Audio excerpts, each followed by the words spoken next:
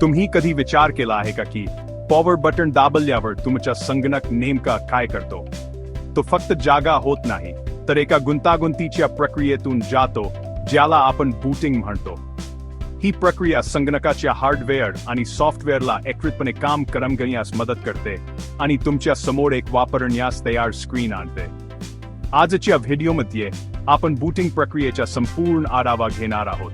आपण power button दाबल्यापासून ते desktop स्क्रीनवर पोहोचण्यापर्यंतच्या प्रत्येक पायरीचे विश्लेषण करू. या प्रक्रियेतील सर्व महत्त्वाचे घटक जसे की बायोस, UEFI, बूट लोडर आणि ऑपरेटिंग सिस्टम यांची आपण सविस्तर चर्चा करू. तर चला सुरुवात करूया आणि बूटिंगच्या या गूढ जगात डोकावूया. तर तुम्ही पॉवर बटन दाबतात तेव्हा काय होते? संगणक सुरू होण्याची प्रक्रिया खूप रंजक आहे. सर्वात पहिले काम म्हणजे पॉवर सप्लाय. तुमच्या संगणकाच्या मदरबोर्डला वीज पुरवतो. ही वीज पुरवठा प्रणाली संगणकाच्या विविध घटकांना ऊर्जा पुरवते. ही वीज मदरबोर्डवरील विविध घटकांना पोहोचते आणि त्यांना जागे करते. हे घटक संगणकाच्या कार्यप्रणालीसाठी अत्यंत महत्त्वाचे असतात.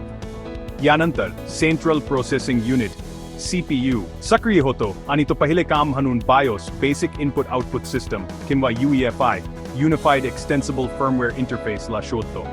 CPU हा संगणकाचा मेंदू आहे. बायोस किंवा UEFI हा एक छोटासा प्रोग्राम असतो जो मदरबोर्डवर एका चिपमध्ये साठवलेला असतो. हा प्रोग्राम संगणकाच्या सुरुवातीच्या टप्प्यात महत्त्वाची भूमिका बजावतो. हा प्रोग्राम संगणकाच्या हार्डवेअर आणि सॉफ्टवेअरमधील दुवा म्हणून काम करतो. तो संगणकाच्या विविध घटकांना एकत्र आणतो. बायोस किंवा UEFI सापडल्यानंतर CPU त्याला नियंत्रण देतो. यामुळे संगणकाच्या सुरुवातीच्या चाचण्या सुरू होतात. बायोस किंवा UEFIच्या ताबा आल्यावर तो सर्वात आधी पॉवर अँड सेल्फ टेस्ट चालवतो. पोस्ट ही संगणकाच्या सुरुवातीच्या चाचण्यांची मालिका आहे. पोस्ट ही एक मालिका चाचण्या असतात ज्याद्वारे बायोस किंवा UEFI तुमच्या संगणकातील सर्व हार्डवेअर योग्यरित्या काम करीत आहेत की नाही हे तपासतो. या चाचण्या संगणकाच्या सुरळीत कार्यासाठी अत्यंत महत्त्वाच्या असतात. या चाचण्यामध्ये RAM, hard driver, keyboard, mouse इत्यादींचा समावेश असतो. हे सर्व घटक संगणकाच्या कार्यप्रणालीसाठी आवश्यक असतात. जर पोस्ट दरम्यान सर्व काही व्यवस्थित आढळले तर बायोस किंवा UEFI पुढील पायरीवर जातो. यामुळे संगणकाची बूटिंग प्रक्रिया पुढे सुरू होते. परंतु जर पोस्टला कोणताही दोष आढळला तर तो एक विशिष्ट बीप कोड किंवा स्क्रीनवर एक त्रुटी संदेश प्रदर्शित करतो. हे संदेश संगणकाच्या समस्यांचे निदान करण्यास मदत करतात. हा कोड किंवा संदेश समस्येचे निदान करण्यास मदत करतो. त्यामुळे तुम्ही संगणकाच्या समस्यांचे निराकरण करू शकता. तुम्ही कधी तुमच्या संगणक सुरू करताना बीप आवाज ऐकला असेल तर तो पोस्ट चाचणीचाच भाग असतो. हे बीप आवाज संगणकाच्या सुरुवातीच्या चाचण्यांचे संकेत देतात. प्रत्येक बीप आवाजाचा एक विशिष्ट अर्थ असतो जो हार्डवेअरमधील समस्येचे संकेत देतो. हे संकेत संगणकाच्या समस्यांचे निदान करण्यास मदत करतात. पोस्ट ही बूटिंग प्रक्रियेतील एक अतिशय महत्त्वाची पायरी आहे कारण ती तुमच्या संगणकातील गंभीर समस्या ओळखण्यास मदत करते. पोस्ट शिवाय संगणकाची बूटिंग प्रक्रिया पूर्ण होऊ शकत नाही. जर पोस्ट यशस्वीरित्या पूर्ण झाला तर तुमचा संगणक पुढे बूट करू शकतो. पोस्ट ही संगणकाच्या सुरुवातीच्या प्रक्रियेतील एक महत्त्वाची पायरी आहे. पोस्ट यशस्वीरित्या पूर्ण झाल्यानंतर संगणकाचा बायोस किंवा UEFI पुढील टप्प्यावर जातो. बायोस किंवा UEFI बूट डिव्हाइस शोधण्यास सुरुवात करतो. हे डिव्हाइस शोधणे महत्त्वाचे आहे कारण यावर ऑपरेटिंग सिस्टम साठवलेली असते. बूट डिव्हाइस म्हणजे एक स्टोरेज डिव्हाइस असते ज्यावर ऑपरेटिंग सिस्टम साठवलेली असते. ऑपरेटिंग सिस्टम संगणकाच्या कार्यप्रणालीसाठी अत्यावश्यक असते. ही storage device hard drive, SSD, USB drive किंवा नेटवर्क लोकेशन असू शकते. प्रत्येक डिव्हाइसचे स्वतःचे फायदे आणि तोटे असतात. बायोस किंवा UEFI एका विशिष्ट क्रमाने बूट डिव्हाइस शोधतो. हा क्रम संगणकाच्या कार्यक्षमतेवर प्रभाव टाकू शकतो. हा क्रम बायोस किंवा UEFI सेटिंग्समध्ये कॉन्फिगर केला जाऊ शकतो. वापरकर्ते त्यांच्या गरजेनुसार हा क्रम बदलू शकतात. उदाहरणार्थ, जर तुम्हाला USB ड्राइव्हवरून बूट करायचे असेल तर तुम्हाला बायोस किंवा UEFI सेटिंग्समध्ये USB ड्राइव्हला पहिला बूट डिव्हाइस म्हणून सेट करावे लागेल. एकदा बूट डिव्हाइस सापडल्यानंतर बायोस किंवा UEFI पुढील टप्प्यावर जातो. बायोस किंवा UEFI त्या डिव्हाइसवरील मास्टर बूट रेकॉर्ड किंवा गाईड पार्टिशन टेबल वाचतो. हे रेकॉर्ड संगणकाच्या बूट प्रक्रियेसाठी महत्त्वाचे असतात. MBR किंवा GPT मध्ये बूटलोडरचे स्थान असते. बूटलोडर हा एक छोटासा प्रोग्राम असतो. बूटलोडर हा एक छोटासा प्रोग्राम असतो जो ऑपरेटिंग सिस्टमला मेमरीमध्ये लोड करतो. हे संगणकाच्या कार्यप्रणालीसाठी अत्यावश्यक आहे. MBR किंवा GPT मध्ये बूटलोडरचे स्थान सापडल्यानंतर BIOS किंवा UEFI त्याला नियंत्रण देतो. BIOS किंवा UEFI त्याला नियंत्रण देतो. या टप्प्यावर BIOS किंवा UEFI चे काम पूर्ण होते. या टप्प्यावर BIOS किंवा UEFI चे काम पूर्ण होते आणि बूटलोडर ऑपरेटिंग सिस्टम लोड करण्याची जबाबदारी घेतो.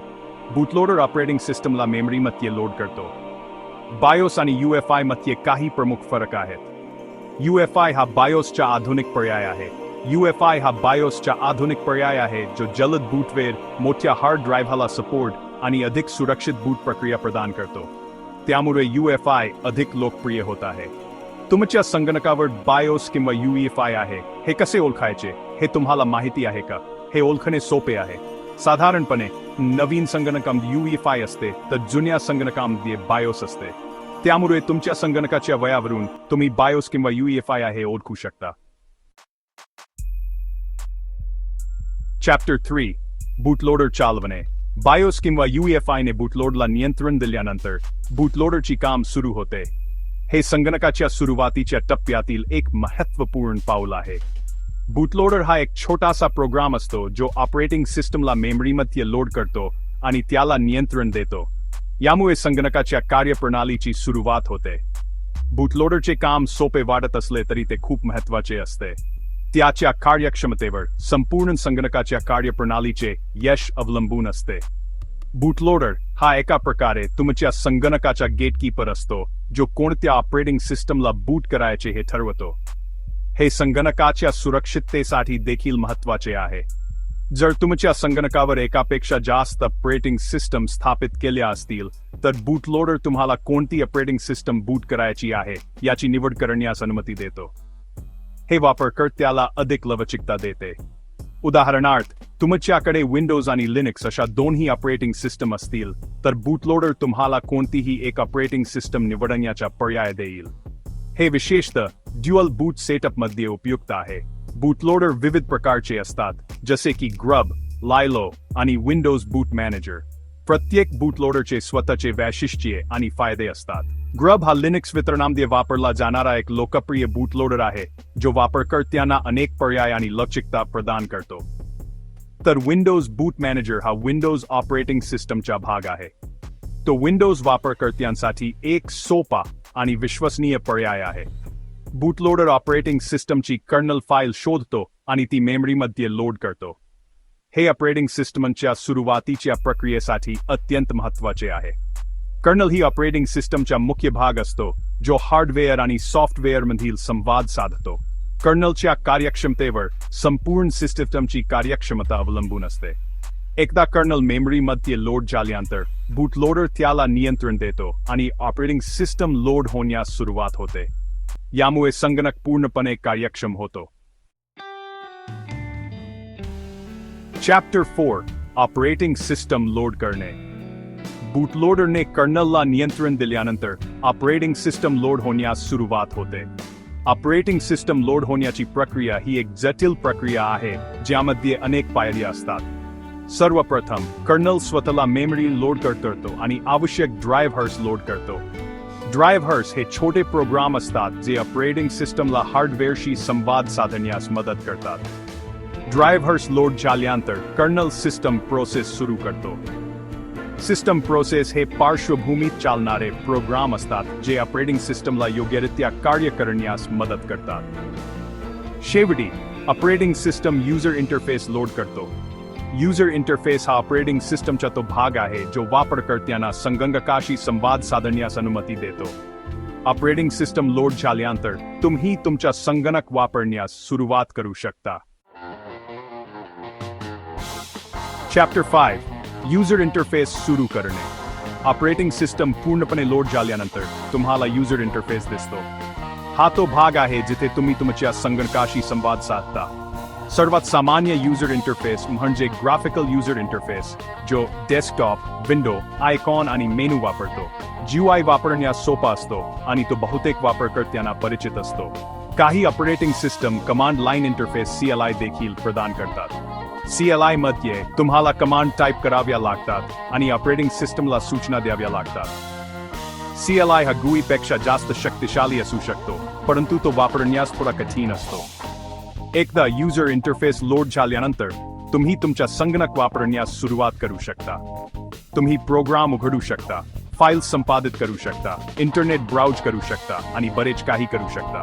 तर ही होती बूटिंग प्रक्रियेची संपूर्ण माहिती. आता तुम्हाला माहिती आहे की पॉवर बटन दाबल्यावर तुमचा संगणक नेमका काय करतो. तर मित्रांनो, ही होती संगणकाची बूटिंग प्रक्रिया. आशा आहे की तुम्हाला हा व्हिडिओ आवडला असेल आणि तुम्हाला बूटिंग प्रक्रियेची चांगली समज मिळाली असेल. जर तुम्हाला यावर आणखी माहिती किंवा काही प्रश्न असतील तर नक्की विचारा. खाली कमेंट बॉक्समध्ये तुमचे प्रश्न किंवा सूचना लिहा. पुढील व्हिडिओमध्ये भेटूया, तोपर्यंत टेक सोबत राहा.